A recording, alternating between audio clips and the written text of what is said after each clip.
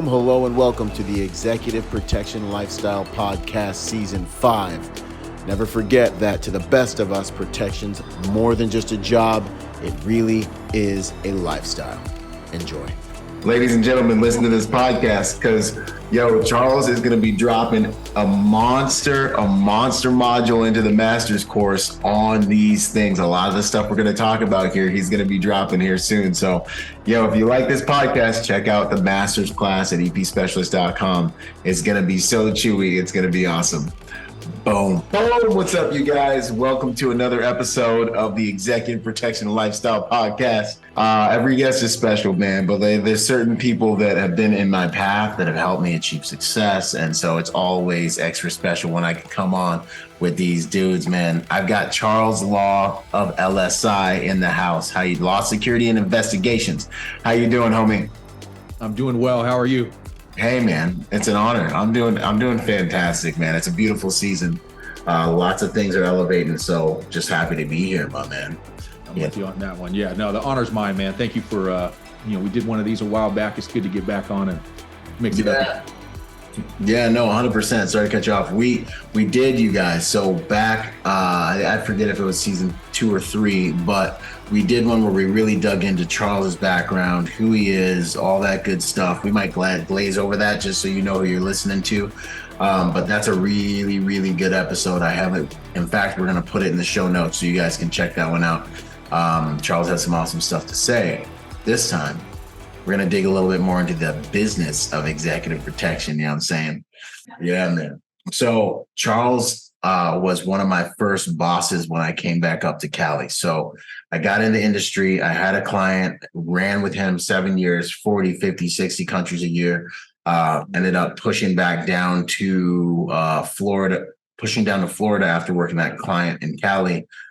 Started as a bouncer, worked my way back up into the EP game, started killing it over there. And then I came back to Cali. When I came back to Cali, I started working with LSI, holding it down for Charles and the boys. He was one of the best employers I've ever had in this industry.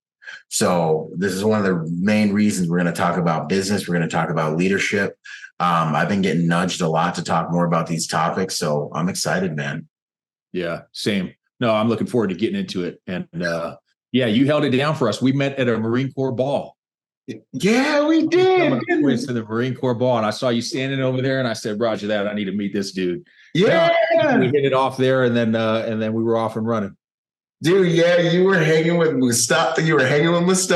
And I remember being like, "Is that?" Because he's a legend. So I was like, "Is that actually?" And I think I walked up and was like, "Yo, in the flesh." That's right. Yeah, I remember hearing someone was like Mustafa. I was like, there's only could be like one or two of these cats in the game, And then we started talking, and I think I was holding that detail down for Talon at the moment. That's and right. Then, man, we just got in the flow. So real quick, just so everyone knows who they're listening to, man, a little bit about you, and then a little bit about LSI, and then we'll start asking all the questions everyone wants to know about. Oh boy. I cut the hair off so you can't see the gray. I'm an old head at this point. I started on a residential team in 2000 and quickly moved my way up into the EP team just by, following, security or EP 101, showing up early, leaving late, doing all the things that you should do. It's basics. It's really not rocket science. But anyway, I came through on those things, worked well with the team, worked well with the client, and then I got going a bit faster than most guys get going, and probably faster than maybe even I should have, just by doing some basic things right. Yeah. Anyway, so did that detail for years, then bounced around a bit. Everywhere I stayed at for about a year at least was my shortest detail, and then would move around depending on what the circumstances were. Detail ended or the travel shut down or whatever it was, and then moved to the next thing. Anyway, so I did it since then, started my company in 2010. I really just wanted to stay 1099 because we were independent contractors in California, and I was trying to keep the status so I could write off taxes or whatever I was trying to do at the time. I ran a few short duration contracts through my company up until about 2015. And then I decided I should put my head down and get after it. So I did. We've almost doubled in size every year since then. But we'll get into the weeds on that, and what's made us successful, maybe what some of the shortfalls were, some things we did wrong. I'm sure we'll cover all that. I saw some of these questions, so you got some zippers in there, so it'll be good. Anyway, so we've been very fortunate, but there's no such thing as luck. You got to make your own luck. It's a lot of hard work and dedication, seeking out mentors, talking to guys that are further along or know better than I do, and get them in my corner, so I can learn from others' wisdom and experience, and I don't have to learn by going through all the pitfalls. You're still going to go through them. We have, but we try to shorten that learning curve as much as possible. So we've been fortunate. In the middle of all that, I was part of a reserve police department. We were listed as part-timers. We were really reservists and volunteer, but we actually had a lot of quality individuals, a lot of special operations in that department. It was great for the network and learning and contributing back to the security industry for me. So I did that for about 10 years. It was also nice to get out there and do some of that work as well. But so I've kind of bounced around, done a bunch of things, but security's always been my bread and butter. And, we've knock on wood, been successful up to this point. So we're trying to keep the ball rolling. Yep. I'm right there with you, man. I love it. Dude, I love it, man. Guys from the game, contributing to the game, came up in the game, and that's really what it's all about. The Executive Protection Immersion course is a new approach to training agents on how to operate at the highest levels in the executive protection industry. It's one thing to learn from PowerPoint and to have conversations, but the very premise of this course is to give agents the experience they need to be effective in the field.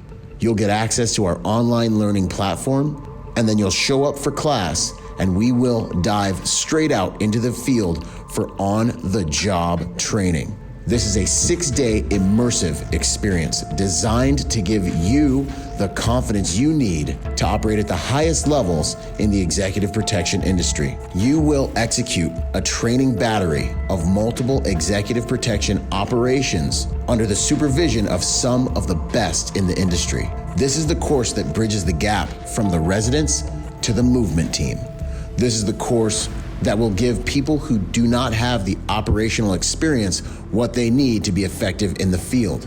This is the course for veterans in the game to come and see how other elite professionals are executing on executive protection operations. So this is a soft skill centric course, right? This is understanding your operations, how to pull things off. These guys are gonna get feedback from a client after working a client. That's invaluable. A lot of guys go their whole careers without getting feedback from a client, just get fired, right? You're gonna have multiple exposures with clients, and you're gonna get in-field critiques.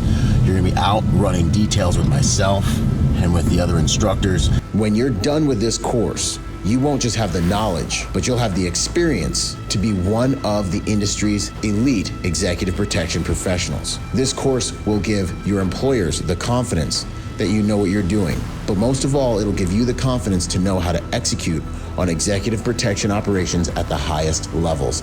This course is part of the golden standard of executive protection training in our industry. It's the first of its kind, and it is absolutely changing the game. Hey man, that like Chevelle or whatever it was that you guys posted just passed. I got it.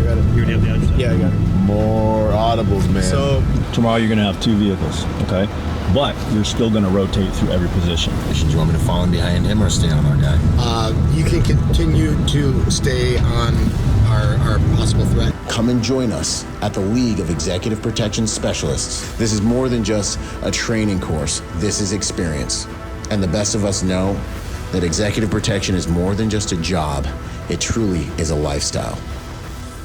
Doubled your company in size almost every year, bro. Can you just, can you get into that a little bit? You can't just, Yeah. What is it? How do we do this? Can you give us some of the secret sauce? I don't need the whole sandwich, but I'm saying, let me get some pickles and lettuce real quick.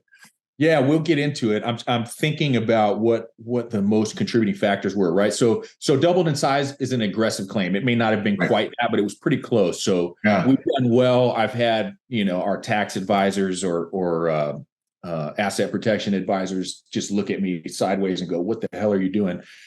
Which I took as a compliment because we're doing well on paper.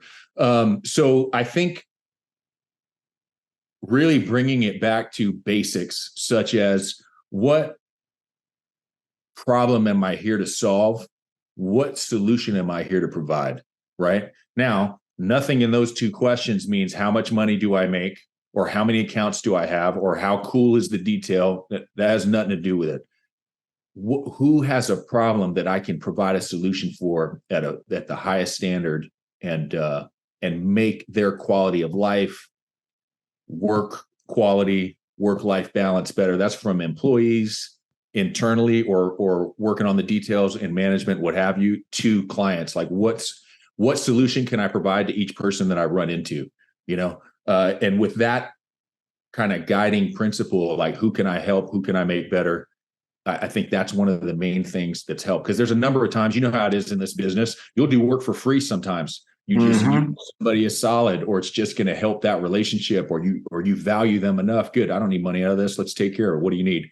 And you make it happen, or you do it for a greatly reduced rate or whatnot, to build those relationships and the quality of those relationships. Really, people, there's a saying, your net worth is in your network. And that holds true across all industries. It's absolutely true in security. If I need somebody in Memphis and I don't have anybody and I've got no network, that's going to be a tough day. But if I've got a great network, I can pull somebody out of the weeds. It happens to us all the time. We always come up with very high quality because we vet them and we know our network knows what we're looking for and what the standard is, and they can do that kind of thing. But I think it's really just staying solution focused, and what can I do for somebody else is what's made us successful. Yep, 100%. And, I was talking about this on another podcast episode I was doing with our Canadian partners, Constantine and the boys up there in Canada. And I said, one of the things that I've found to be extremely powerful, that it almost pains me to talk about, because wisdom is simple, but not easy, right? And people don't realize, sometimes you'll tell them something that is truly, it's such a powerful principle, it can change their life, but because they've maybe heard it so many times, and they've heard it because it's true so many times, that they'll just take an intellectual shortcut and discount it and be like, yeah, cool. But I went in deep, and I'll try not to do it here, but I'm passionate about this, it's that whole principle of it's more blessed to give than to receive. And like Kat's just like, yeah, cool. But I'm like, yo, but like for real though, like, if you were to approach all of the relationships in your business and in your life from a standpoint of like, yo, how can I serve this person? How can I contribute to this person? How can I give a literally homie? It just doors start flying open. How can I honor this person? Right? Like they like, if you're trying to get on a detail and you're like, yo, and you come to your employer, like, yo, what do you need me to do? How can I serve your company? How can I deliver? How can I, and you honor that employer, you're a rock star. He's going to do everything he can to promote you. You know what I'm saying? Like you approach that relationship with your client, like instead of how much money can I make, like how can I serve your family, solve your problems, and like really render like protection through service? Like how can I facilitate a safe life for you? If you start asking that question when you start to approach people, how can I serve you and support you? Like it just changes everything, and the money will come, and you could be short, you could be not as cool. I ain't even got my whole six pack yet. You know what I'm saying? But this one thing, and you just said it in so many words, man. Yeah. Solve these people's problems internally and externally. It's powerful. It's a powerful thing. And like you said, it's across the board, right? Yep. Have that relationship with your wife, your kids, your employees, your peers, your clients, people you run into, you go to Starbucks to buy a coffee. I've been guys who just went in there and shot up a conversation with the lady taking the order and just made her absolute day. And it's just quality individuals kind of just make people's lives better just from touching them, Yep. And it's such a better way to live, because success is one thing. Like we've been rolling with successful people from that time. I've been working with successful people since I was 21. Success is one thing. Success can be hell, actually. But significance, knowing that you're positively impacting people's lives, this is where this is bangarang. This is where the magic really is. This is well said. right. Yeah. Nah, I had a real quick story and then we'll get back in it. Yeah, I had a dude who told me he sold his truck to come to one of our courses because our courses aren't cheap. I can't even make them cheap if I want to do, right? So like I got to replace cars after these courses, right? Like these guys are car fighting and shooting all my hands, right? So like, I got to buy all new medical training gear. Like it's expensive, right? So this dude's like, I sold my truck to go to your course. Now I didn't know he sold his truck to go to our course. So he's just enjoying the product. But he's like, I sold my truck to go to your course. He's like, and I just had the best Christmas of my entire life. I was able to buy presents for all my kids. I got a 6-figure job. I'm in the industry. He's like, Byron, you changed my life. And I'm just like, I get chills just thinking about it. I'm like, there's no money. Like this is the stuff. Yeah. This is life, man. I agree 100%. It's so much better than money. Mentoring someone and letting them and seeing them succeed. It's just something about it. Granted, we all need money. You got to pay the bills. I get it. Right. But there's something about, setting a standard in your profession and then helping someone meet and exceed that and watching their life change. I mean, there's nothing more rewarding than that. Yeah, no, 100%. So message. Now, what else? Let's see here. Yo, I always like to ask this question because people have different ideas. Perspective dictates performance. What would you say about what does executive protection mean to you? What's your definition of this thing? Good question. Right, we're doing it all the time, but like, yeah, it might not be an exact definition, but I'm going to tell you what my response to that is. So what executive protection is to me is being that stability in the environment and having an answer to every contingency, right? Now, your advanced guy is supposed to do advanced work, but each guy, you kind of do you do your homework, right? You do your own advanced work. You come to the table with solutions. Kind of goes back to EP 101. Do you have an answer for every contingency? And are you forward thinking enough to have those in place before any of the contingencies arise, right? We're trying to be ahead of the OODA loop or the power curve. We're not trying to be behind that. And the more you can do that, and the more instant your responses are for your employees, peers, clients, what have you, the more valuable you are. The more you got to think about it, the more you got to fight through the problem, the more you got to go ask somebody else. It starts taking away from client confidence or your peers' confidence or what have you.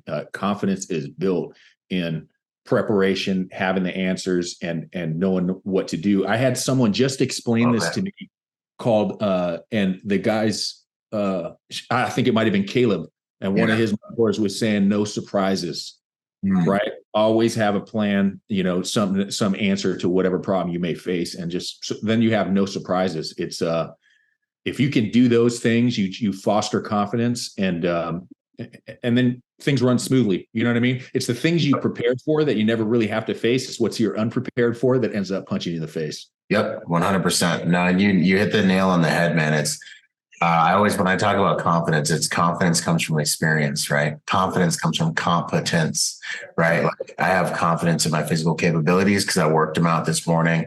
Confidence in my combatives because I actually worked on them. Confidence in my systems and processes because I've seen them tested. I test them myself, and arrogance is the enemy. Ego is healthy if it's healthy, right? If it's not me centered, if it's others centered, you want me to do halls and walls. I'm Byron Rodgers. I'm going to do the best halls and walls you ever seen in your entire life, right? That's pride. That's ego, right? But it's like I take pride in who I am and what I do, right? But arrogance is inaccurate confidence. It's like it's a protection strategy. It's I don't really know, so I'm gonna try to look big. Yeah, man. Nah, you nailed it, man, and I love it. No surprises. That's cool, Rod. I stole that from Caleb, so give him credit. But I thought that was a good one because it kind of embodied it. Yeah, man. Another good company in Cali, CLB Solutions. My main man. That's my best friend. He's coming up in the game too. I gotta, you know what? I gotta get this cat on here, man. I gotta bug him. You should. He's got some gems also. We're all doing the same thing. And there, I'll just hit this concept real quick. So there's the concept that there's only one pie and we're all fighting for the pieces of the pie. Okay. Right. But there is no pie. There's famine. There's these ideas in the business. There's some truth to all of these things, but your net worth is in your network. And sometimes that means it's a competing company. But if you guys have a good relationship, you can figure it out. There's enough food here for everybody to eat, and you're going to need each other at some point. If you think you can do it on an island by yourself, you're in for a rude awakening. No, 100%, man. Nah, man. That was one of the things that I've always loved about you is you've always been so generous with me. Like when I've called you and like, yo, bro, how do I solve this equation? Yo, bro, like I'm dealing with this thing. Like, what do I do? And you've always been like, yo, here's the cheat codes. This is how I've done it. There's none of that. It's an abundance mindset. Abundance mindset. I love it. I'm always willing to help guys out. And I've learned a lot of this stuff from you, man. And I 100% believe that if you're like a river, it just keeps flowing, man. And that's what I'm always trying to be, man, with my guys, even when they get, if they get a better detail, a better opportunity, I got that from you too, man. Like, hey, dude, I'm happy for you.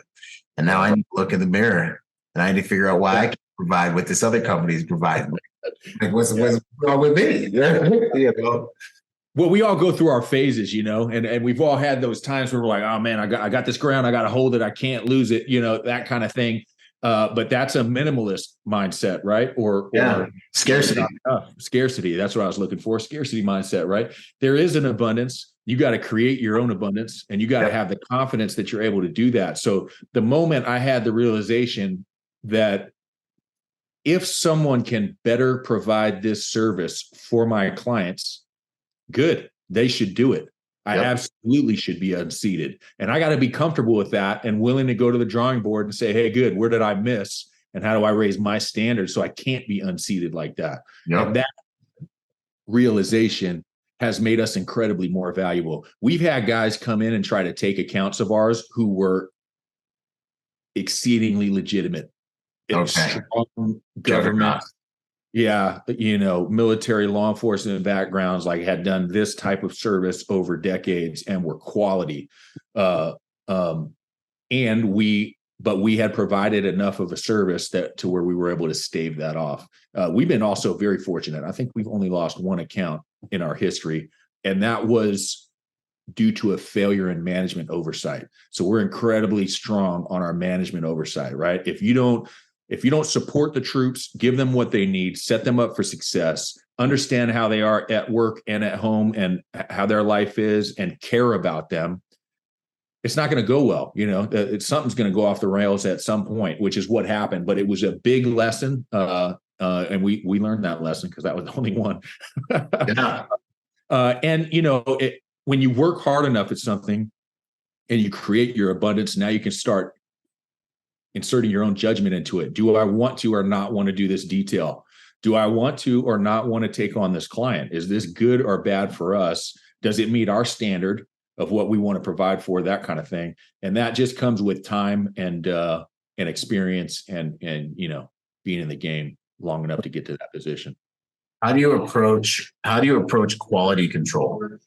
Making sure that those agents are delivering and continuing to deliver. After you get them, after honeymoon period's over, I'm saying? These cats in their interviews when they're all shiny and they're all like, I'm the best EP agent ever, blah, blah, blah, blah. And then they get on the detail and they're doing everything perfect for like 10 minutes. And then, and then like as employers, like, we know we're not getting to know who you really are, bro. Like, we know you're in an interview. We had to do interviews. You know what I'm saying? We know what y'all are really doing. The best version in the interview for sure. Yeah. I always tell people when they're dating, like, you don't know her yet, bro. You met her representative, player. You know what I'm saying? You're going on dates with a representative right now. So how do you approach quality control, man? So we've worked hard to put systems in place in order to keep that up, right? So it could be anything for us, depending on the detail, to a WhatsApp thread. Mm-hmm. We actually liked those because as soon as there was an anomaly, we could jump on it in real time instead of waiting 24, 48 hours before something went sideways. And then we had to respond to it behind the OODA loop. It would put us ahead of the curve. So that type of thing, daily activity reports, we do weekly reports, we do incident reports. If there's damage to a vehicle or something like that, God forbid, we have damage reports for that. But typically our reporting and building the structure, right? So depending on the size of the detail, you may have a team lead, you may have a detail lead, then you have an account manager and so on. But having enough, typically it's one guy to 4 or 5 underneath him. That's kind of a military mindset, right? Because you can only handle so much. One guy can't control 100 dudes. It's not going to happen. And he can't see enough to know enough what's going on. It's not intimate enough of a connection, right? What creates a massive amount of value. And I've had some of my guys pull me aside and say, hey, man, the only reason I'm still here, because I had some better offers here and there, is because you called me and asked me about my family. You wondered how I was doing, or you gave me that time off when I needed it because the wife was pregnant, whatever, you know. And you seem to really care. So, I'm going to ride for you now. I'm good to go. Let's do this thing. So that caring about the guys and that kind of thing is extremely valuable. 100% moves them over from being mercenaries, turns them into disciples, right? Like mercenaries, they're just there for the paycheck. Disciples, by definition, not all the other stuff, is a disciplined follower of the brand, right? And that's what I'm always aiming to convert. And dude, I use a lot of the same tools, man. We have a group chat set up for real-time stuff going on. Like we have a big open water one for the whole company. We have per detail, they have their group threads set up. And then, another little tool that I've been using that's been really powerful is Marco Polo, bro. The Marco Polo, homie. It's something about seeing somebody's face, right? I don't know what it is, but something about seeing their face that makes a difference. Yep. It's very healthy for relationship development and relationship management if you can't be there all the time. I'm still like, I'm getting feedback from clients. I'm popping on Polo, talking to the whole team. Hey, gents, this is what we got today. This is how we want to address it. This is what's getting canonized into SOP policies, procedures. And this is how we need to pivot. Make sure next time you have contact like that with a client, you deal with it this way. So now they're seeing my face and I can guide them through that. Right. And it's deepening those relationships way more than an email or a text message or something like that, right? So they're like, okay, my boss is here, you seem more present. And then the same thing, dude, as team leaders, man. Team leaders, we try to have on every post one guy who's the detail leader. On every thing that's happening, there's someone who's ultimately responsible for quality management and in KPIs and in different things like that, man. So if y'all ain't doing it, I hope y'all are taking notes. We're giving y'all some chewy stuff here, man. Yeah, that's some of the secret sauce, because if you can't keep up, the quality will go out the window. It will. It's human nature. You'll have good dudes and it will still go out the window. Yeah. It's human nature. Yeah. If you guys will get complacent, they'll drop the ball, or you haven't reviewed the SOP in a month. Yep. It's like anything. It's like any sport, right? Or martial art or something like that. If you're not doing it consistently, shooting, right? It's perishable skill sets. Like you have to keep those conversations up, prepare for the contingencies, talk about them, tabletop them. You know what I mean? Drill them. Your training evolutions are real strong for the hard skills, right? But you have to do those things. I was an EMT at one point. That's years old. I am not the EMT that I was at that point in time. Right. You know what I mean? And even at that point in time, I had the privilege of working with an 18 Delta, a special forces medic, for those who don't know what that is. And it's just a different animal, man. I watched him go through a domestic trauma situation, and he just didn't think. He did every next step exactly right, where even with my training, I would have had to think through the problem. I would have got a product. I would have got to where we needed to go, but not like that guy did. So there's different standards of training, and it's definitely something you got to upkeep. 100%. It's something you got to maintain, man. And that's another thing that we've been doing on the polos is situation stuff. Like, hey, someone just jumped the back fence. What are you guys on post going to do? The guys on post get a chance to respond. Everyone gets to see the response. We can all chop up their responses and tell them they're stupid afterwards. But it just keeps the conversation going, And then another thing, man, is like with some of these employers, some of the guys starting PPOs and stuff, they're like, well, I'm like, what can you expect from your team if something happens? Do you have just a bunch of dudes with cool backgrounds, or have you ever seen them do anything? We had a situation on one of our accounts where, something happened and we dealt with it. Yeah. It wasn't as clean as it could have been. The SOPs, it's got to be a living document. We try to go over one SOP a week. Like, you've got to keep that stuff fresh. Yeah. And what happens is you just sit there and you're like, what can you expect from your team? What you inspect. If you're not inspecting it, if they're not drilling it, if they're not, just because they got cool backgrounds, how do you know, bro? I run hard skills in docs for dudes to get on details, and my military and law enforcement dudes, they don't know. They really just don't come out on top. A lot of them military guys will be like, oh, well, we did rifles in the military. I'm like, cool, bro. You told me you'd pass this pistol qual. This is a qual. Okay. And you've been carrying a pistol and working for how long? Like, you ain't going to Valhalla. Meanwhile, I got my silly villain over here. I got my silly villain over here who's like, yeah, I don't have a background, so I'm training. I do a little competitive shooting. I go to jiu-jitsu 3 times a week, because I don't, I've never, I don't have that to fall back on. Yeah. And I'm like, yo, that dude's savage. Mm-hmm. And he's the guy burning it down, Yeah. No, I love it, man. This is good stuff. Agent's trying to come through your doors. He applies for something. What are you looking for in that guy? All right. I love this question. So I'm about to give up the secret sauce on this one. But it's got, you know what I mean? You got to have character to begin with, but this is the cheat code for that. It's what I was saying earlier in the podcast, right? You have to understand this. The company is in the position to provide a solution to a client's problem. Right.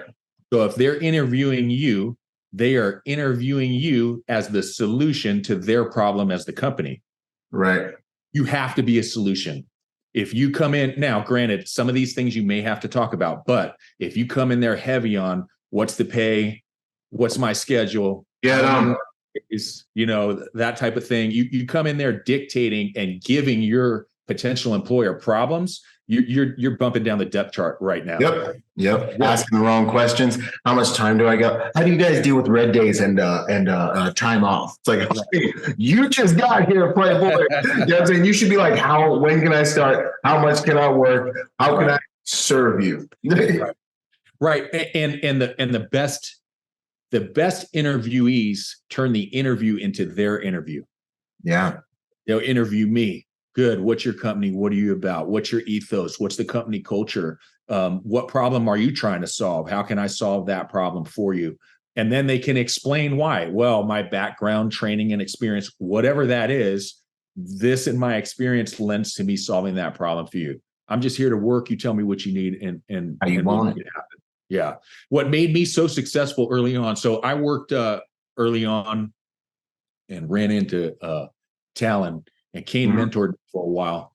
Phenomenal guy. And he said, I said, hey man, can you do this for a living? With what I'm coming in with, is this possible to be done? Can you do this for a living? Like, can you make any money? And he said, well, man, this is way back in the early 2000s. And he said, the best guys make about $100,000 a year. And I was like, Roger that. I'm going to do whatever I have to do that. Yep. But how I did that, and I got there pretty quickly, is I said yes to everything. What I mean by that is I didn't take crazy details or anything like that. But an employer said, hey, you just worked 10 days straight. I'm stuck. I need somebody to cover this night shift tomorrow. I know you've been working days. Roger that. You just tell me where to be and when. I got you. Yep.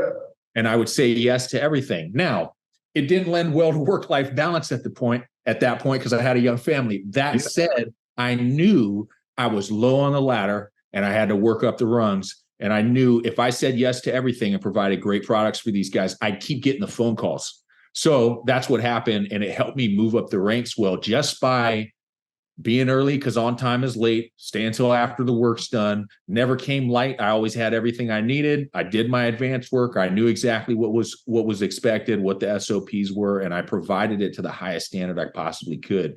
And I was the solution. So that's what kept me in business. It's the only thing that kept me going, because I saw a lot of guys fall by the wayside that did not approach it in that fashion. Yep, 100%. Like, for not good reasons. Like, you mean to tell me you just went out like that? Like I'll never forget when you were like, bro, when me and Caleb were working with you, you're like, dude, you guys are rock stars, bro. Like, and I remember me and Caleb were like sitting there like, really? Like, we're not doing anything special. Yeah, we're just doing what we're supposed to be doing, throwing down for the team, just showing up. We're gonna represent for the squad, you know what I mean? And we're just being Marines, you know? Yeah. And then when we became employers, we were like, I completely get what Charles was saying.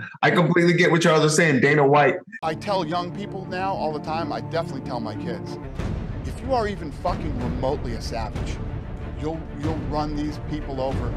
This next generation, and I know that every generation thinks the generation after them is soft. Yeah.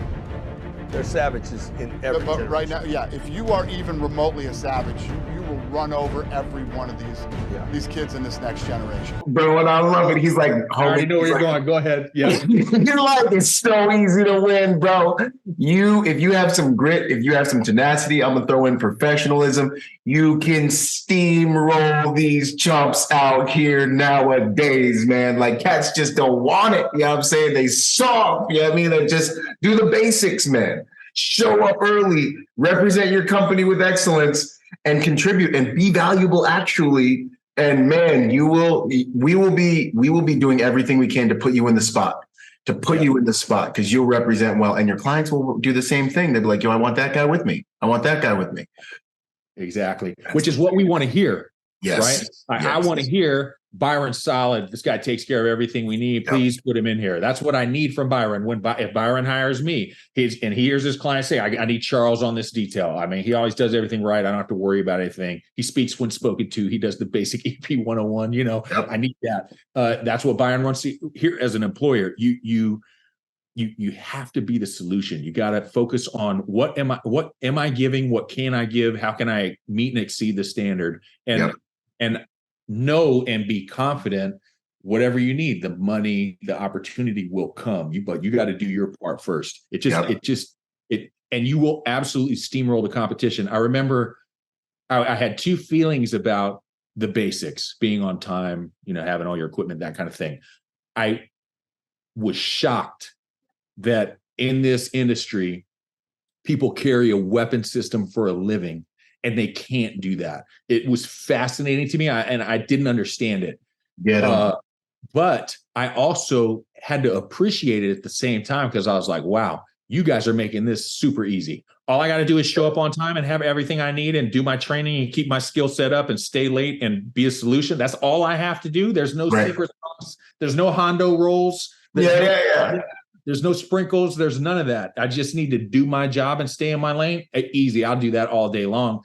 And I steamrolled a lot of dudes, even early on, who had more training background experience than I did. And it would piss them off. But I was just doing the basics. Yep. And you know what it is, too? Some dudes are hungry and some dudes aren't. And that's one of the other things that breaks my heart, man, because I got some dudes I love, even close friends, and I look in their eyes and I'm like, bro, and I just, for some reason, I don't know if God hit me with a lightning bolt when I was little, but I'm hungry, bro. Your boy is making 1,800 moves a day. You know what I'm saying? You are too, man. I think that's why we love each other. Because I tell you right now, dudes are like, hey, bro, you made a mistake. I'm like, okay, cool. I'm going to be more dangerous, and I'm going to bury that mistake under 13,000 more moves this week. You know what I mean? And I'll be more valuable, So a lot of guys just aren't hungry. Some of these newer dudes that are hungry outpace, or just the dude who really, really, it's more than just a job. It's a lifestyle guy versus my guy who's been in the game for 10 years and his light's flickering out. Light's flickering out. And I'm like, man, I see that thing flickering in you. And this dude's over here, blue flame intensity. I'm like, come on. I love it. Well, that's good. It's just solutions, man. Who's there to complete the mission, and we're all that for each other. The husband's like that for his wife. The wife's that for the husband. You know what I mean? The barista at Starbucks is there for you. You want a latte or whatever you want if you want to go nuts with your sprinkles and caramel or whatever. Cinnamon, I like my cinnamon sprinkles. Exactly. And you can tell the difference in the barista that's believes in it, wants to get you the best drink possible, and the one who's just like, yo, what's your order, bro? It's early. And that's, as employers, we're looking at that, man. Well, let's talk a little bit about the transition, right? From going from an agent to a company owner. Let's talk a little bit about that. What are some pitfalls you think guys should pay attention to trying to make this leap, trying to make this next move in evolution, trying to, go from being a caterpillar? They're not caterpillars. You know what I mean? You got to learn how to fly, pimpin'. You need different skill set. Different skill set. Yeah, send it. So I think there's a few. One is approaching it with an ego or unreal expectations. Yeah. Because that inaccuracy. Real accurate insurance bill is going to ruin your day. It's absolutely going to destroy your day. Yeah. And when you think, well, these are round figures, right? I bill $100 and I got to pay my guy $50. Granted, these are round numbers. It depends where you're at, what the detail is, what have you. Right. wow, I'm going to make $50 on that guy. No, Are you? you are not. You're not going to make anywhere near $50 on that guy if Yeah. you're doing it correctly, right? If you're doing it correctly. So I think guys go in with unreal expectations like that. They also go in with an ego, like I'm a great agent, so I'm going to be a great business owner, or I have a significant background in law enforcement or the military, so I'm going to be a great employer. Now, it's a different skill set, right? You can be good at Taekwondo. You go into jiu-jitsu and somebody gets their hands on you, your day's over. It's a wrap. You can be a great operator, Navy SEAL, but can you instruct? Can you teach? Totally different mindset. You can be a great operator, but can you be an instructor? You can be a great agent, but can you be a business person? These are different skill sets, and there's so many lessons that'll just rip the bottom of your car like you're trying to get down the road. Yeah, and you got to expect that you're going to make mistakes while you're learning. So you got to expect that. But the other thing I see is guys try to cut corners, so they shortcut it, right? They won't make an entity for their business. They'll make the wrong entity for their business. They won't seek out what that is. Simple stuff on that is you cannot be an LLC and have a security company in California. You cannot do it. It's illegal. You have to be a corporation. So you got to find out why that is, how that is. If you're licensed in different states, is it the same rules? Yes, no, maybe so. It's all different, right?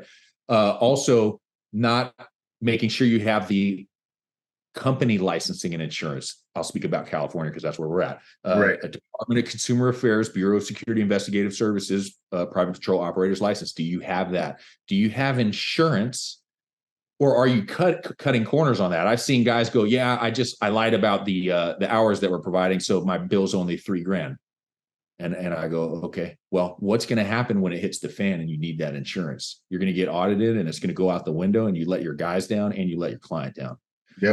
So cutting corners like that just to get up and running, it's a tough thing. Finding a client is way easier said than done.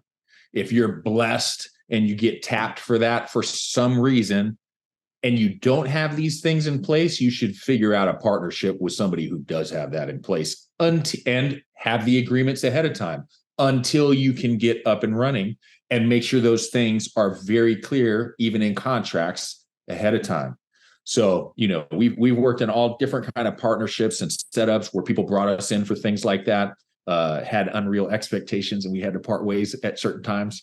And also know how you deal with your peers will be remembered.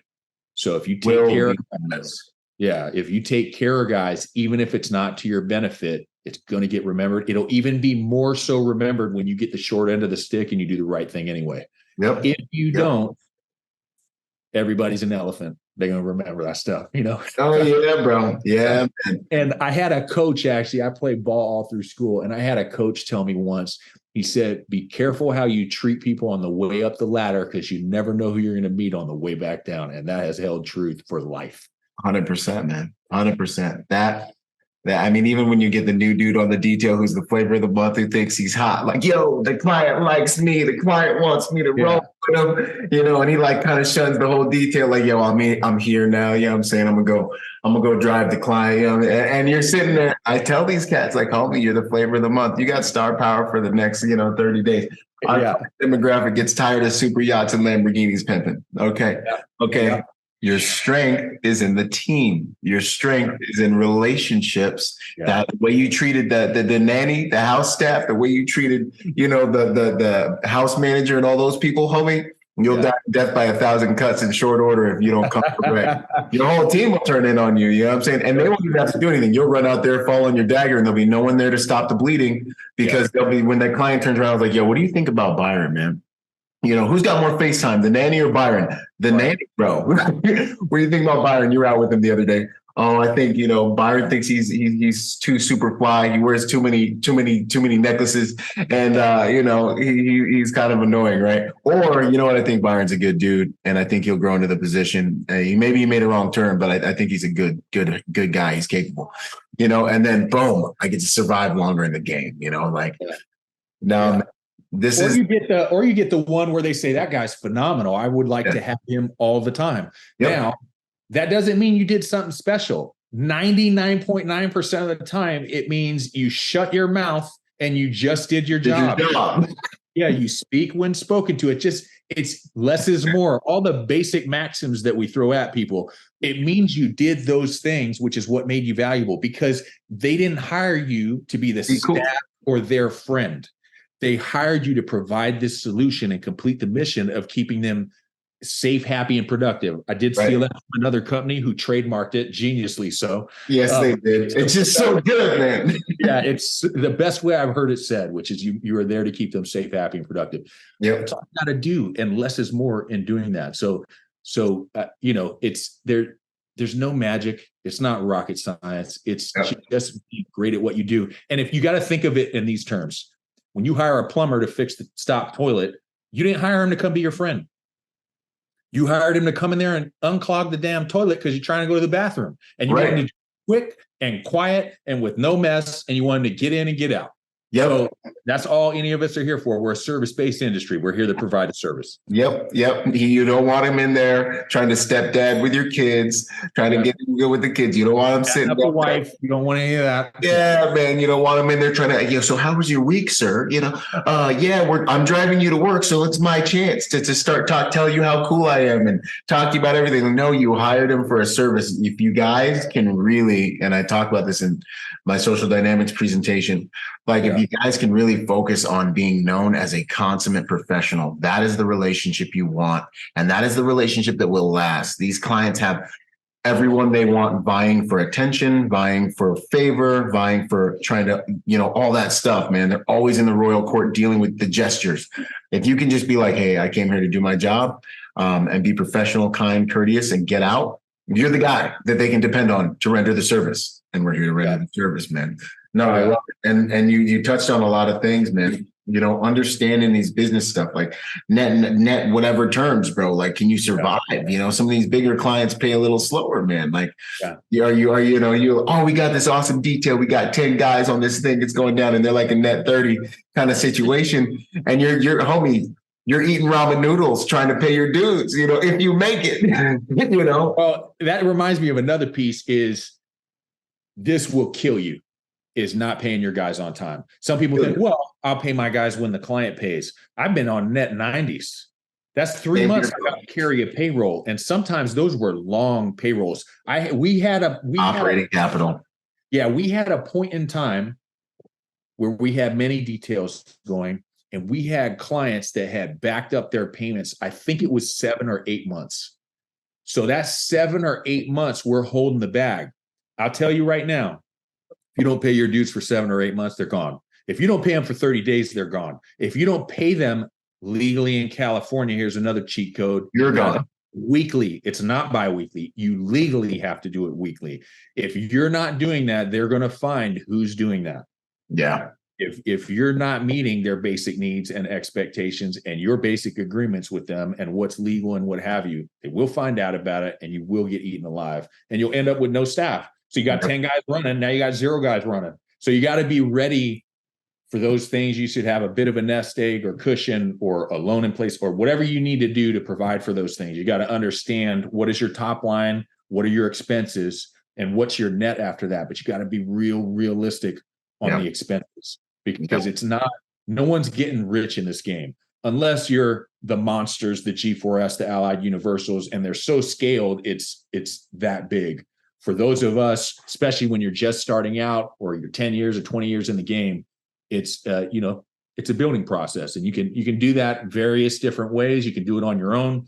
You can do it by saving your own money, having loans in place. You can do it with partnerships or what have you. There's 100 ways to skin a cat on this thing, but you got to understand its quality of product and maintaining a standard, and your work product is what's going to provide for all the things that you'd like to have. And as soon as that fails, it all goes out the window. It's a house of cards that comes down based on that. Yeah. And not only do you not have guys, if you can't pay them, you have the opposite of marketing. You have guys running around the industry, burning your company to the ground, literally making finger paintings of your emblem and taking it out to the industry and lighting it on fire and telling everyone how horrible you are. You're a terrible employer. That's what you on have. that note is that's going to happen regardless, It right? is. You got a 10, 20% rule in any discipline or any profession. Now, we are real stringent on our hiring process at this point. Like, we are very careful and meticulous in who we put on the detail. Who you get in bed with.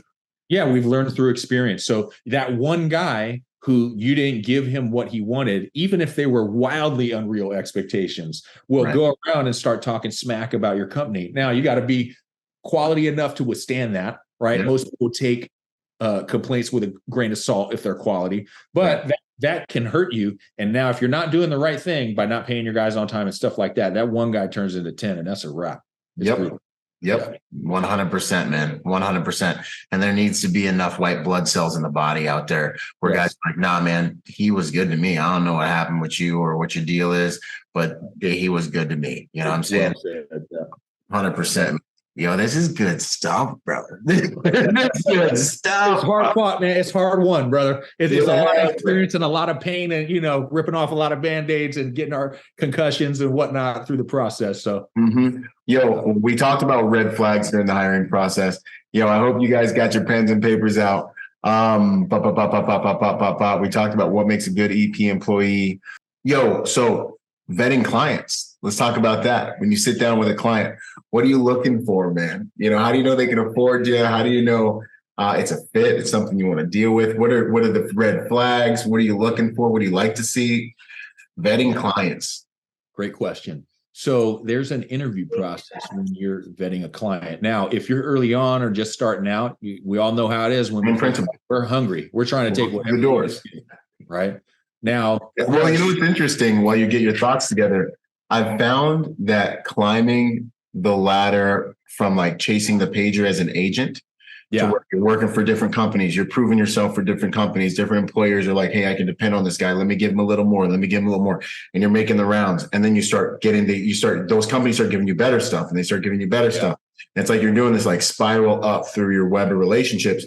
I found that building the company seems almost like the same thing. It's almost like you're dealing with this client, you're dealing with that client, you're showing them they can depend on you. Then they're telling their friend about you. And it's almost like chasing the pager all over again, but at a corporate level, which is really interesting.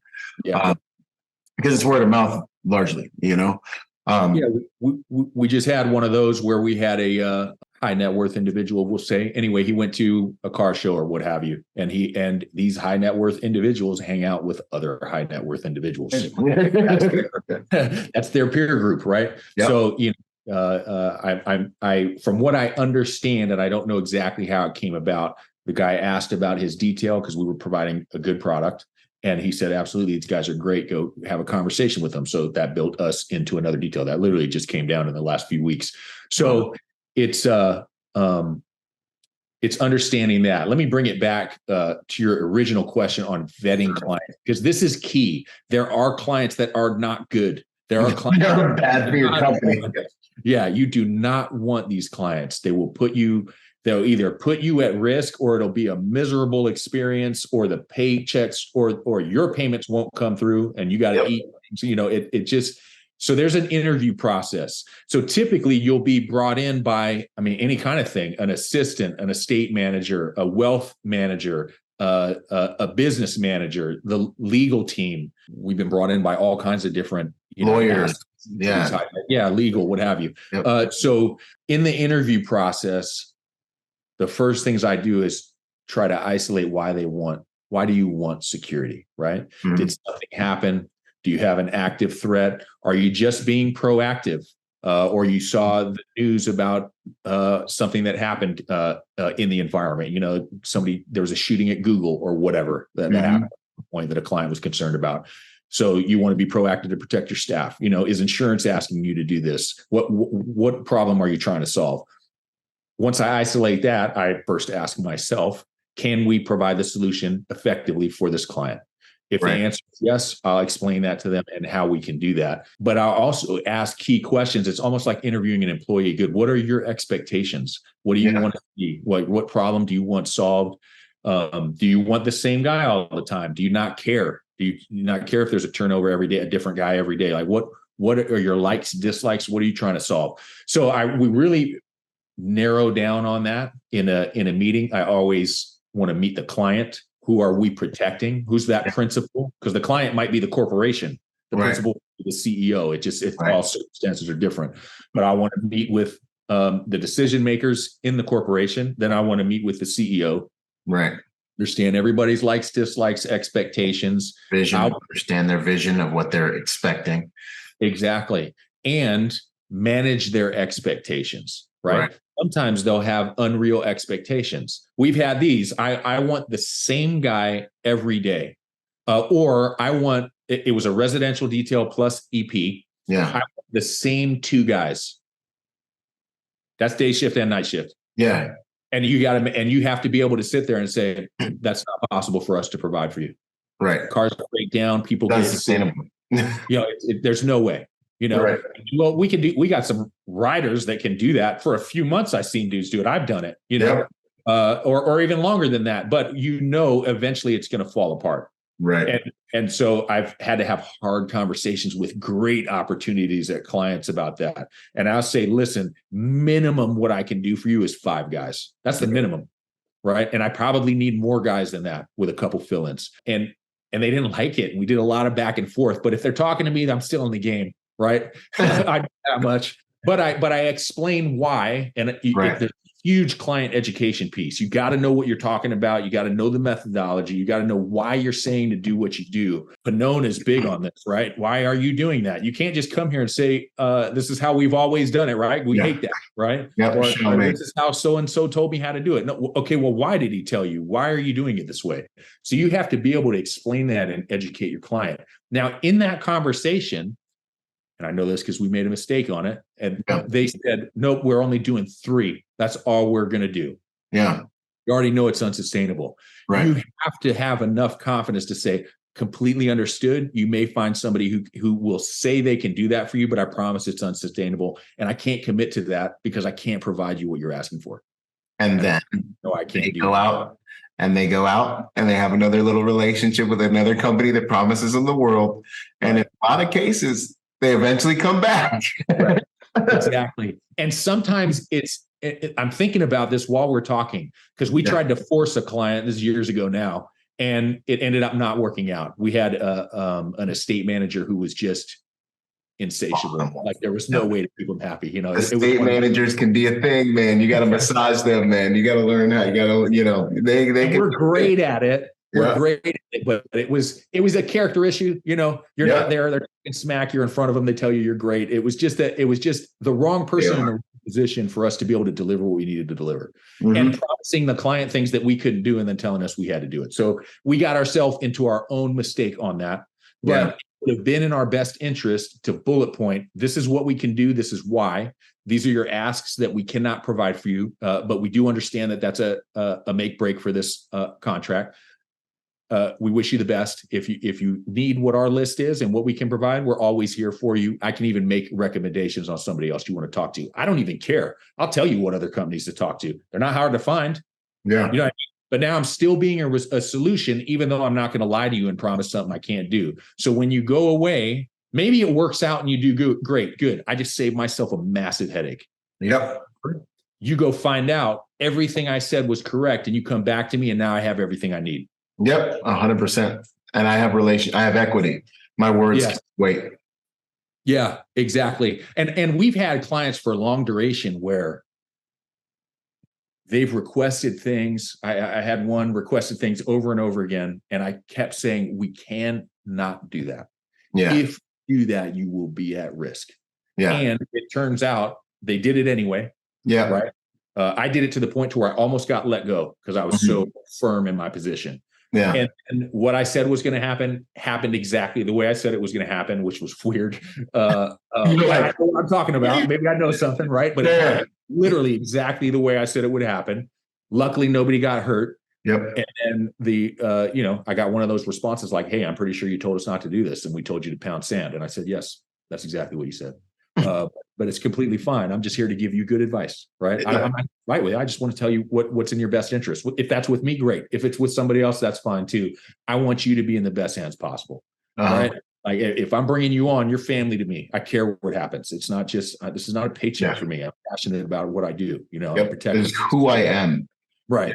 Right. It's in my bones. You know what I mean? This is what I'm doing. So, but then they go, oh, wow, he was right on that. Then, a few months later, something else I have to say and hold my position. I got to stand on my own 2 feet. Yep. It happens the way I said it was going to happen. You get a few of those under your belt and they stop arguing with you. Yep. And they give you what you need because you've earned that trust and that respect. Now, trust and confidence is the hardest thing to earn, and it is the fastest thing to go out the window. That's why your quality control has to be solid, because you will work for 6 to 12 months to build that relationship, and it will go out the window on one guy's mistake. And now you got to fight for another 3 to 6 months to get it back there. It's a challenging thing, man. So that's part of the expectations. Oh, I want to run a security company because I want to be rich. Well, one, you're in it for the wrong reasons. Yep. And two, you're never going to realize that, because there's a lot more that goes into it than just, I've got a company now. Yep. 100%, man. That's such good stuff. 100%. And then you got to be able to face this. Sometimes you got to face the pack and the hyenas at the same time. Because as an employer, you're going to be having to do things and make decisions that your employees with their employee mindset are not going to understand. And sometimes they're going to be thinking like, oh, how come he just doesn't do this? Or he's just this, or he's that. And it's like, they don't have the bird's eye view of the whole organization and don't know that you're doing everything you can to protect yours and everyone's asset, which is the corporation. Like, from this corporation, it feeds how many families? Like, I have to make decisions for everyone. You may not get it because you're on your grid square. You know what I'm saying? This is why we're doing what we're doing, man. Got to trust we have the same best interest in heart, Yeah, and understanding that, you'll understand this from a business owner aspect, is my grid square is the least important grid square. Yeah. I'm the least important guy in the organization. I need the guys on the ground being awesome. I need the TLs, the DLs, the managers. I need you guys to be phenomenal. I can't be everywhere at once. I think I'm pretty special, but I can't work every detail when you got 10 details in the same day. Yeah. So I need you guys to be fantastic. So I have to understand what's my grid square. I got to stay in my lane, and I got to do my position. I got to play my position to the best of my ability, but I need all you other guys to do the same thing. Yep. But sometimes that comes with education and mentorship of the guys below you. Hey, I know you don't like what I'm saying. I know you think we should have these things in place for the detail. I agree with you. Right. It's actually very confidence inspiring in me that you see that. And you care. So and you care. And you're pissed off about it because it's not the way it should be. Yeah. Just so I've had this conversation and face-to-face meeting with the client multiple times, and we got shot down on this piece. So my question to myself is, can I deliver the product anyway? And I've come up with the answer, which is yes. So just so you understand, that's what's happening behind the scenes. Now, I can't always tell you this. I need you to trust me that I'm doing my spot. Yeah. Doing it to the best of my ability. But sometimes you have to have a couple of those conversations. So guys go, oh man, he's coming up with more right answers than wrong answers, or we wouldn't be here. Right. Exactly. That's huge, man. And the way I say it is, we're equal in glory, different in function, man. Like, I need you guys to lead me. I need the information from the ground in order to put in the right policies, procedures, SOPs, and help and serve you the way I'm supposed to from my position. Servanthood is leadership, and I need decision makers. I need leaders in every single position. You guys got to lead me from the front. I got to make decisions that are in the best interest with everyone, but I'm blind if you guys aren't leading me. And then I serve you by doing my job and having those conversations up in the Air Force level while you guys are on the ground freaking pounding it and taking the hill. So everyone is elevated. We're all different in function. We're equal in glory. I'm not better than you. I just have a different function, man. And in that way, I try to elevate them and elevate their thinking, man. Like, how are you handling your post, bro? You're leading the charge, man. You're the face of the whole company. You're the face of every single dude on this team and his family. Because if you get seen as incompetent, it's not Jeff sucks 9 times out of 10. It's this company sucks. This detail sucks. The other guys did it better or could do it better. And now I want something else. And so when you're on, you're it. Everyone's depending on you to deliver. Yeah. Yeah. And another note on this is over the years, I'm sure you've seen it as well. You'll get the guys that go rogue, right? Yeah. They're on their own program. They're trying to buddy up to the assistant, or they think, oh, it might be okay that I have a romantic relationship with the assistant. That's never a good idea. Anyway, they start going rogue in different respects, or they'll violate the chain of command, or they'll have a conversation not at their level with the client. Hey, this, we can do all that, and we probably build this. That's not your lane, dude. And the reason that's not your lane is because there are landmines everywhere. Landmines, bro, trip wires. You put us in a position. Yeah. And you will be set up for the landmine by various staff. It could be an assistant. It could be the housekeeper. It could be the estate manager, or the entourage, the royal court, all of them just trying to talk with you. They'll throw the tripwire out there and just wait for you to walk into it. And you have to understand that's why people have positions, right? The AIC can't be trying to do the advance, and the advance can't be trying to do the AIC spot. You know what I mean? Play your position. The other thing is this: as soon as you break ranks and you step out of ranks, that's the chink in the armor that will bring the whole ship down. So I've seen it happen so many times. That's why I'm hard on it. And a new guy doesn't know this yet because he hasn't seen it. But trust me, if you agree with me, Byron, please do. The moment you break ranks, it weakens the entire team, and it puts everyone's job at risk. So we've all heard this before. Don't be that guy. Don't be that guy. Yeah. Be the strength of the ship. You know what I mean? You want to be one of the pillars. You can't, you have to see it for what it is and not put your team at risk. You gotta, if you're awesome on your square and in your lane, you make everybody better. Yep. And when I talk to my guys, it's like the phalanx, man. It's just like the Spartans, man. Your shield's protecting your homie. You guys are fighting from a safe. You're presenting a unified front to the detail, to the clients and the principals and stakeholders. Everyone's on the same page. That's why I love my Marco Polo, my group chats. Everyone's on the same page, you know what I'm saying? And everyone moves forward. We want to raise the bar. Not one guy goes and raises the bar. Everyone raises the bar at the same time in a way that we know we can execute on, because you're 100% right, bro. That one guy goes running out there, and now there's a hole in the phalanx, and now like that guy's overpromising, saying weird stuff, and now we're in this weird position. And it's how you increase attrition, man. And you see survival of the fittest. Yes, that happens. It's a Darwinian principle. You will see some of that if you watch the Discovery Channel tonight.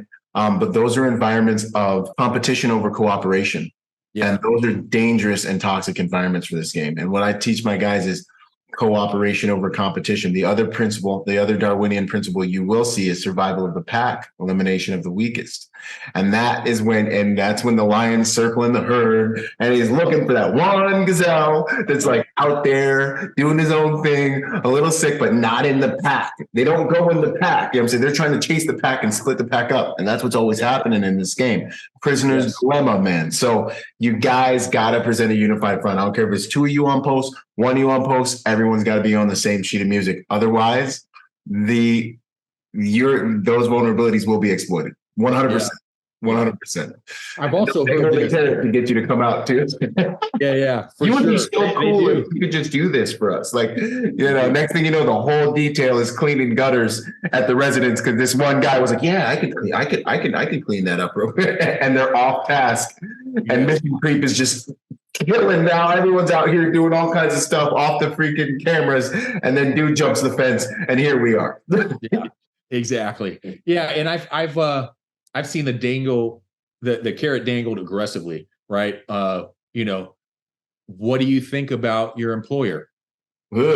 Innocent questions like that, right? That is not an innocent question, right? What do you think about your employer? Do they take care of you? This and that. Now, I've seen that be an innocent question because they wanted to make sure they like their team a lot. They wanted to make sure they're taken care of. I've also seen it done very vindictively by an estate manager. Tactically.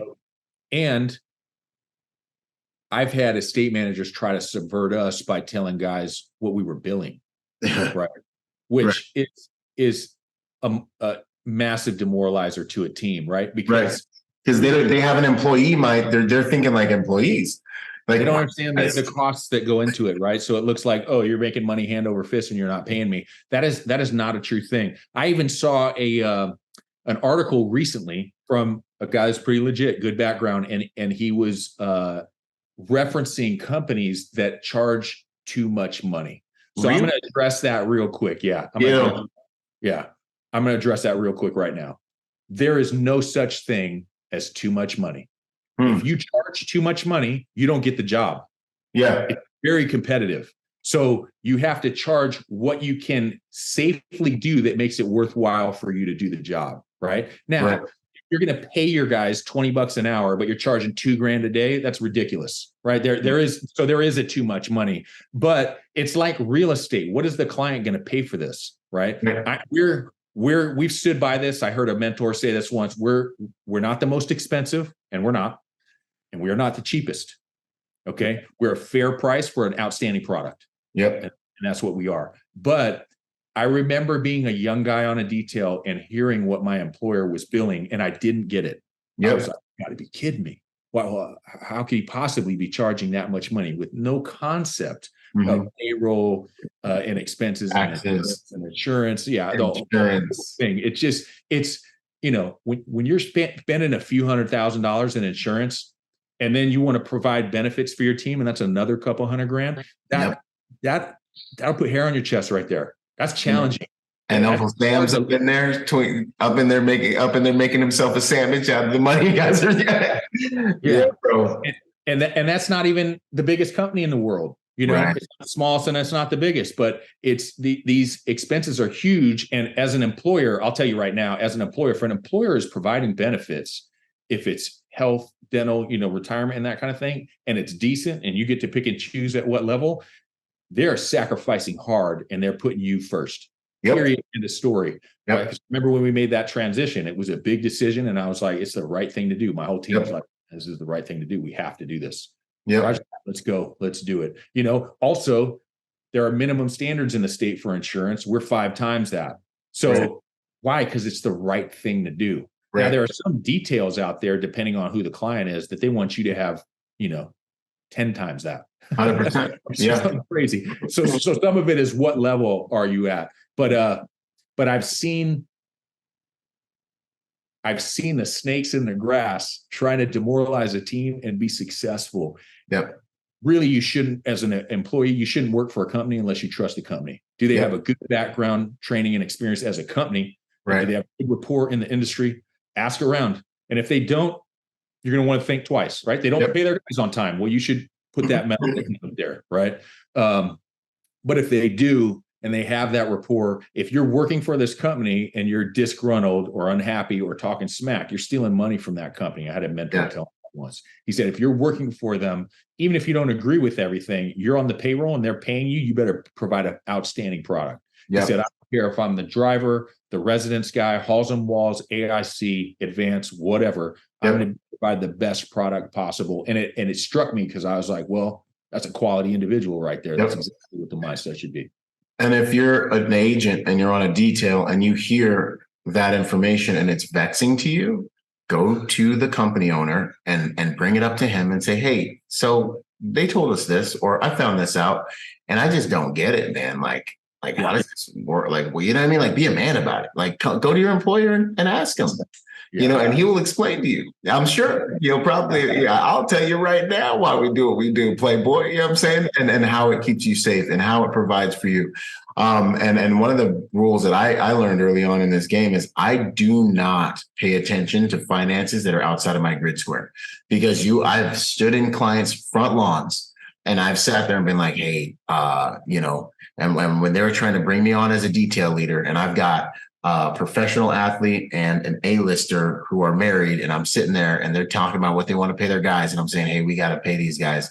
I mean, this is probably where you want to be, and they're like, nope. And I'm staring at a Rolls Royce and a Bentley that they don't even drive. They just park it there and they pay more per day for those things than they pay for the guys. Or I'm sitting here in a room, in wherever we are, and it's 20, 30K a night, you know what I'm saying? And dudes are getting paid what they're paid. And I'm sitting there in this room like, I'm getting paid how much?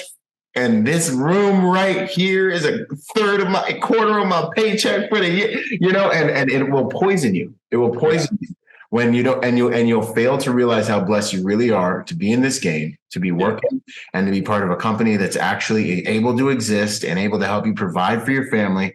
And your perspective dictates your performance. And once you get poisoned and you become toxic and all these different things, it's downhill from there, bro. So you have to keep your heart clean while you do this work. Something's upsetting you, go to the source. You know what I'm saying? And these different auxiliary teammates, I like to call them house managers, whoever it is, they have motivations. Maybe they have another company that'll give them a kickback every time they get in to a new account and bring another company on. And that's their motivation. They don't care about you. They don't care about your employer who's been helping you provide for your family for however long. They just want what they want because they're trying to help themselves out. And so you guys got to be able to see through the fog, man. The social dynamics of executive protection is a thing, man. It's another war. I love it. And you got to understand that not everything's a perfect fit. You know, I'll tell you right now, LSI is not the perfect fit for every guy. It's not. Yep. Right. It depends on a multitude of factors, right? Do you like us? Do we have the clients and the work that you're expecting available? Do we have too many guys in the depth chart? So we just recently had a potential employee go through the process, and then he stepped away and was disgruntled and took some pot shots on the way out the door. Ooh. I see. And I was like, oh, wow, interesting. A little pressure came on, and that was the reaction. That tells me something, right?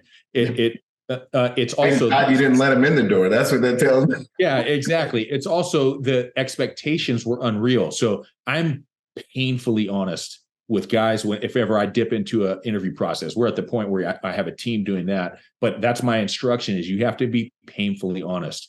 If we have something right now, I'll tell you that. If we don't, I'm going to tell you that. And I'm also going to tell you this: we've had guys we told we have no work, but we're going to put you on the roster, that started working the next day full time because something popped. We've had other guys who we said, hey, we don't have anything right now, but we want to keep you on the roster, that kind of thing. And we didn't talk to them for a year.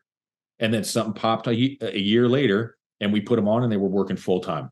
We've had other guys where a detail ended for whatever reason, I decided to stop paying. We've had clients move out of the country to go live somewhere else. The detail ended at that point in the US. And that's just the nature of the beast. So also understand the industry you're getting into. This is not government work. You are not going to get a retirement out of this thing. Right. A lot of times I've worked multiple details without benefits or any of that stuff. They were part-time things. I worked for multiple different companies. You got to be realistic about your expectations and what you're getting into. Can it be done? Can you build a life and support your family out of this? Us two are doing it. We know a lot of people who do, but definitely approach it with the right expectations. And like you said, you gotta have a clean heart on the thing, and just know you will live and die by your work product. I had another mentor of mine say, just do great work and let the rest take care of itself. Yep. And whenever I've done that, I don't have any expectation to get violated and be disgruntled. I just good. I'm just going to do great work. I know God's going to provide. I'm going to get it to the right spot and fine. Yep. And then when it ends, I can look in the mirror and be like, I know what I did was solid. You know what I'm saying? I'm going to Valhalla, bro. You know what I'm saying? Like Elysium, I know what I did was solid. And then the next door opens. Last few closing questions. Hardest lesson you've learned in this game? Okay, this is the hardest one, is the most valuable one at the same time. So I started early in the game. I was a new guy, no background, training experience, nothing like that. I started on a residential. I got a shot. The client was firing guys left and right. So buddy said, I need you to hold the weekends down. Yeah. It was hectic. But I shut my mouth. I was on time. I spoke when spoken to, that type of thing. I did all the basics because I had a good guy briefing me on the way in, and I did well. It was a little bit off and on, but it was pretty consistent. I worked for that client for about 7 years. Now, that was a point in time where I was working my way up the ladder. So I was saying yes to everything. I was traveling 7 to 10 months out of the year. I was not home. I had a young family. It took a toll on the family. Like, a lot of sacrifice went into this, into building my career. And I got let go with some very aggressive pot shots on the way out the door, unjustly. It was legitimately unjust. That's a fact. I know a lot of guys like to say that, but on this one, it was unjust. And I was devastated. I'll be honest. My ego took a I was absolutely devastated. Like, how could I good give you. up? Yeah, 7 years of my life and this much sacrifice and on the other avenues of life, which is family, kids, that kind of thing. Yeah. And not even correctly, I'm getting shot at like this and let go. And for me, it wasn't worth a response. I just said, Roger that. I understand. I'm sorry you feel that way. Left as graciously as I could. Beautiful graciousness. I had to, right? What am I going to do? I'll fight? It is what it is. But my lesson in that was we are a service-based industry. Yep. It's also more of a challenge than that, especially when you're on an EP team. It's a very intimate connection. And what I mean by that, you're around this person every day. You're in their house a lot of times, or in CP, which is part of the house or whatever, or on the outskirts. You're in the vehicle with them every day. You're on the private plane with them every day. You're in the venues with them. It's such a close relationship. We all know how we all are. We have good days and bad days. Right. Someday I might just be mad for no reason. And you might pop off at the wife, wrongly so. It may happen, right? Right. They do that to you. It's human nature. Yes, you're in these people's lives. So whatever was happening in life at that point was enough stress for that principal to click off safe. And it was just at the time. And God bless him, because I repaired the relationship years later. We stood in front of each other. I actually did a detail for free for them because there was a incident that happened with the family. And I said, good, I'm going to show love to this thing. Me and a close associate of mine that had worked that almost, I mean, it was more than 10 years later, I think, did this detail for free. They apologized profusely, and it was all big hugs, the whole thing. It was amazing how much they fell on their sword. But I had to have enough sense to be gracious on the way out on that thing. But what it taught me was Gracious. that you're not special. None of us are special. Right. We're all exceedingly special, and none of us are special. Right. We're all the shit, and we're just as important as each other. There's nobody better or worse. Right. You're judged by what you do. Yep. So understanding that, and it actually cleared my ego off the board, and I was able to say, good, I'm going to go in here and do great work and let the rest speak for itself. I had an interview years after that, and a guy was like, listen, I need you to do this. I need you to do that. He kept checking on me, and he said, they like this, they like that. They might not talk to you, the whole thing. They're giving me that. Yeah. And I said to him, hey, I don't care if they like me or not. Right. And this guy was kind of a headstrong dude. So he started to turn red. You know what I mean? I don't think he liked what I said. So I don't care if they like me or not. I said it in different words. And he looked at me sideways, and I paused for effect. And I said, listen, I'm here to do great work. If they like me, great. I'll keep working with them. If they don't like me, because they may not for some reason, I'll go work somewhere else. It's fine. I'm here to provide a solution to the problem. You're trying to get somebody to work this principle. I'm going to come in and do the best work I possibly can. I'm going to make you look great. I'm going to make them look great. I'm going to make me look great. Now, if it works out, great. If not, that's fine. Hopefully you guys have something else for me. If you don't, that's fine. I got other things on the board, but I'd love to take advantage of this opportunity. Yep. Anyway, and he stopped turning red, He's like, well, Roger that. I can get down with that. And I closed the interview at that comment because he understood. And further on that, I worked that principle for 6 months every day, driving to and from what have you.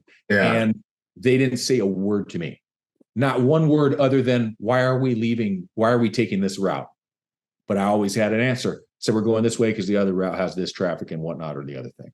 Okay, good. Next, why are we going the other way? Well, because the traffic's on the other side. Looked like there was an accident backed up. But I always had an answer for 6 months. After that, it took me that long to build enough confidence for the principal to have a conversation with me. And then they'd talk my ear off here and there about life and the family and this and that, the other thing. Yeah. But I also knew enough to not dive into that and fall into that trap. Right. Now, I was personable enough to have enough of a conversation, but I would have closed-ended questions and answers if that was warranted. Get in, get out. You know what I mean? Get out. I like it when you don't talk to me because I know I won't fall on the landmine. Yep. When you open your mouth, man, 2 things you can't take back: bullets and words, man, and stuff you post on the internet. That's the game. I love it, man. That was just, gosh, I hope you guys are taking notes, man. Interview stuff in there, all the stuff in there, man. There's so much wisdom here. Proudest moment that you've had in this game? All right, good. So proudest moment, I'm going to answer this one like this. It's not a specific moment because there's been a few. I've been fortunate enough to have a few. For me, it's funny. In this game, if your advanced work is solid, you don't have to do any whiz bang shooting or hand-to-hand or what have you. You don't have to do any of that because your advanced work was great. You didn't let the client come anywhere near a problem. Right. So there's that. Now we've had some incidents where we had to solve a couple problems, but not many because we're pretty good at the advanced side of things. Right. Sometimes.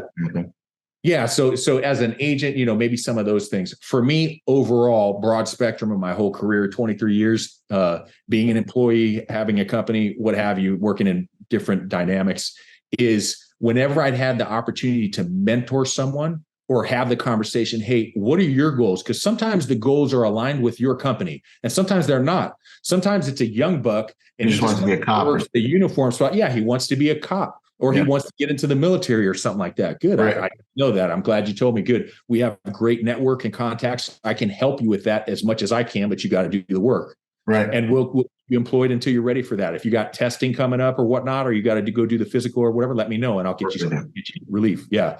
So whenever I've done that, for example, that guy got into the PT, that was the police department. Sorry, that would be rewarding for me. But whenever someone needed something and I felt like I had some expertise or good advice, I imparted it. They took advantage and they won. Massively rewarding for me. It's better than any paycheck. It's better than anything else. The fulfillment of I've worked hard enough to get this valuable information to where I'm able to share it with somebody else and they cut down their learning curve and they didn't make mistakes I made and they jumped to the top of the pile or the top of the roster somewhere. It's incredibly rewarding. I'm sure you see it all the time with the training that you do. And I've seen guys come through with your training and I'm like, let's put that dude at the top of the pile. It's unbelievably rewarding. And, I didn't really know it would be like that until I experienced it. Yep. 100%, man. I have to agree with you. There's nothing. I get on those, like one of the reasons I do the mentoring calls for anyone who goes through our course, they go through the course and then I hop on Zoom with them twice a month, and one of the reasons I do that is because, dude, man, the payoff when I'm sitting there and a dude's like, hey man, I didn't know if I could do this. I'm a dad. I didn't know but I got on this detail. I'm making more money than I ever thought I would be able to make. And I'm on a good rotation. I have a work-life balance or whatever. And they hit that goal, 3 months, 4 months, 5 months, 6 months, whatever it is. And they hit that goal and they're they're lit up and they're looking at me. They're tired because they're working, but they're so alive because they're achieving. And I'm just like, nothing beats this, man. Paying it forward, man. It's more blessed to give than it is to receive, man. I love it. Yeah, man. Dude, what a good interview, my man. There's so much in here. I gotta have to go back and listen to this myself, man. Hey, so last closing questions. What would you say is a habit that you think people should look into that'll make them either a better protector or a better human? Ooh, a habit. I love these curveball questions you throw me. Good. I like reading. I'm reading McRaven's book. Bullfrog. What is here? I put it on here because I figured you would hammer me with what's the book you're reading. The Wisdom of the Bullfrog, Leadership Made Simple, but Not Easy. Admiral William H. McRaven. I mean, I listened to the first 3 minutes of this book and I started calling people and saying, you have to listen to this book because it was that many gems in 3 minutes. And I'm listening to the audiobook. So stay hungry, stay interested, right? Stay learning. So reading, I just say reading because I'm in the middle of that book and I thought of it, I'm doing my jujitsu whenever the free time I get in there, shoot when I need to shoot. We need to get out. That's another thing we got to link up on, Byron. Yeah, man. We used to shoot together all the time, man. Yeah. We got to get back on it. But so staying on those things. Now I'm a business owner. I can easily sit back and say, I don't need to shoot. I'm not necessarily out with the principal all the time. You know what I mean? I don't need to do the jits. You know what I mean? I'm not out moving with the principal. You know what I mean? I don't need to read the book. I've already got the company. You're dying as soon as you stop learning. So for me is stay learning, build the habits of learning in each discipline that's going to improve your position. For me now, we've had the business for a number of years now. I've looked at a few acquisitions or other companies to buy, that kind of thing. That's a whole nother realm of understanding and finances and that kind of thing that, Right. I have to study. I don't know that, I didn't grow up with, I didn't go to school for it. So I have to figure it out. But stay hungry, stay learning, and that'll just make you better. Also, value and cherish your relationships and make sure you stay in touch with people. It's one of the hardest things to do, especially when you're in the game a while. Yeah. Because you're so busy and you're spinning the plates and you're going one detail to the next and this and that. Just shoot a text once in a while. I've got guys that bail me out of the weirdest problems or the weirdest obscure small town where I need EP closely because I need a close guy to do an advance. And I don't have anybody near that area, but I can call these guys because I've just stayed in touch enough. And when they needed something, I was there, and I built that network and relationship. So, So the question was habits: stay hungry, stay in touch with your network, constantly be learning, and building your skill set. You can never be too valuable, but you can be not valuable enough. Yep. No, I love it, man. Yeah. That's good stuff, dude. And Marco Polo is perfect for keeping those relationships on time management, because you shoot a couple of videos, they see you see that, you kick it, and then you get back to work. And then I when it comes to the continual learning, man, that is a staple. The velocity of your success, when you stop learning, it slows down the velocity of your development, your success, and you have to be out in front. You have to be learning. You can only bring your team as far as what you know and what you've integrated and what you're implementing. And so like the learning piece is just, that's the beginning, right? Knowledge, they say knowledge is power. I disagree. Knowledge is potential power. But as you get that power and you start integrating and implementing that knowledge and that power, you keep growing as an individual. The things you touch keep growing, and those people can still follow you because they're just like, yo, he opened his mouth and just, you don't know that he's on a whole nother level, right? So that's part of staying in that position, man. I love it, man. This stuff is so good. Yeah, it's good. We could go on for another couple hours, man. I'm sure. I keep thinking of things that I'd love to throw in here, but this was quality, man. It's always a pleasure. I love chopping it up with you. Sometimes you don't realize what you've learned or the value of your experience until you start to talk about it. And you go, man, I wasn't even thinking of that, but that's going to help me today in that next phone call or whatever it is. It's organic. Yeah. It's integrated. And the final question, you got one more, can't get away yet. The final question, what's it all for, man? How do you want to be remembered at the end of the day? Come with them good ones. For good. How do I want to be remembered? I want to know, I probably said this on the last one. I want to know that I, in some way, bettered each person's life that I touched, even in the smallest way. From I'm buying a coffee at I don't even drink Starbucks, but this is nice, right? I'm buying a coffee at Starbucks and I make the lady smile. I just made her day a little bit better, right? From the employee, I gave him the opportunity he needed and the springboard to get forward to his goals, whether that was with my company or me or somebody else. I was able to do that. I made my wife's life better. I made my kids' life better. I was an asset completely and not a liability. And I made my sphere of influence better. I feel like if we all do that in our different disciplines and industries and whatever we're doing, if each human being on the face of the earth did that, we make this a better world. Yep. And it's not the best world that it could be is because not everybody's doing that. So I want to be a part of the solution, not the problem. I want to be seen as that. Beautiful, man. I love it. And you've been by far one of the most impactful leaders that I've had. So that means a whole lot because that's what you did. It's what you've done in my life.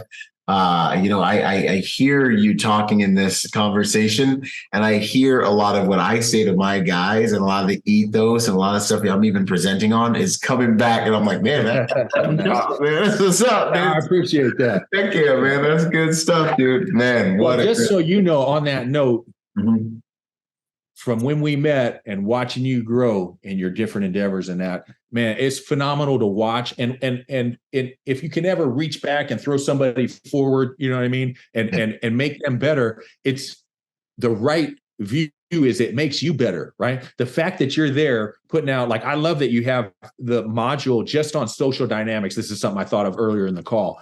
It's such a massive part. Like you can be the best shooter and hands-on guy in the world, right? You can be the best combatives dude on the face of the earth. If you're good at your job, you're hopefully never even going to use any of that skill set. Right. Because your advanced work is so solid and you're doing what you're supposed to do, right? And your threat and vulnerability assessments and your security package and all that is so good, you never get to use it. You will use social dynamics every minute of every single day.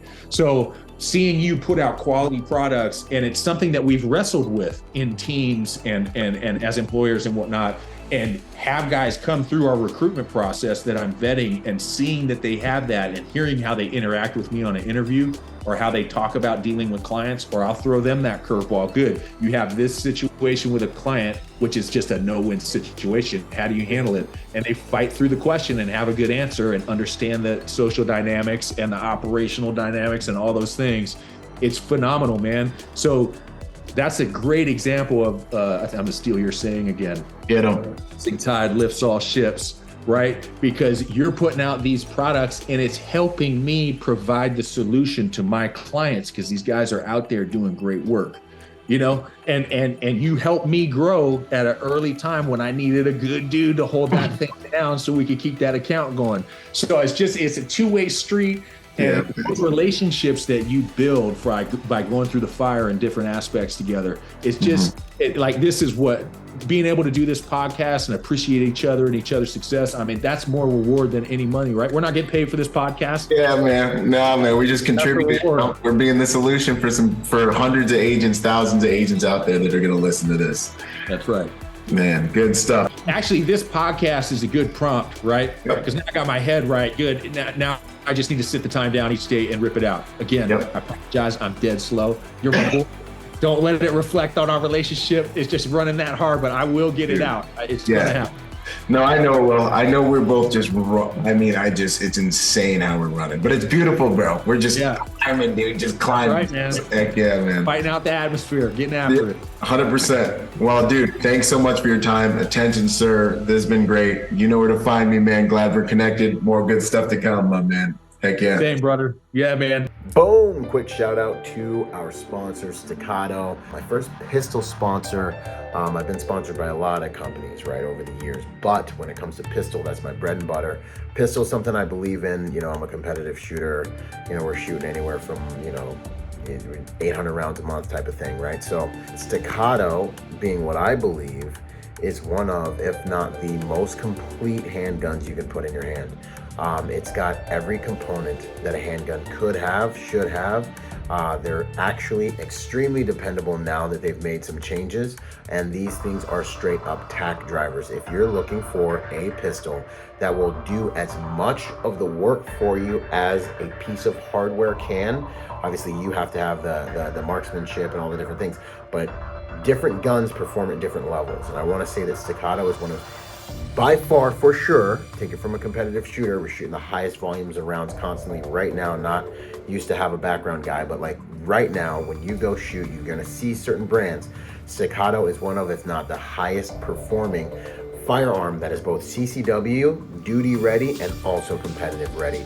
So I want to give them a shout out. If you guys are looking for a good handgun to build your skills on top of, go check out Staccato. Much love and respect.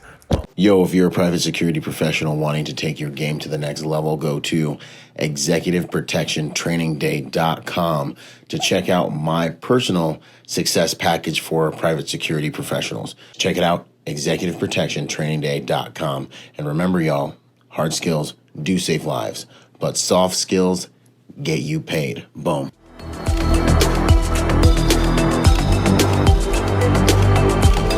Boom. And to support this podcast, go to executiveprotectionlifestyle.com and contribute to our Patreon account. That Patreon account is what helps me make this podcast possible, contributing to this brand, what we're doing here, making it so that I can bring better guests on, making it so that we can plan more events and just expand the contribution to the private security industry, and also to making America a safer place. Do whatever you can, contribute whatever you can, because it makes all of these things possible. Thanks for those contributions.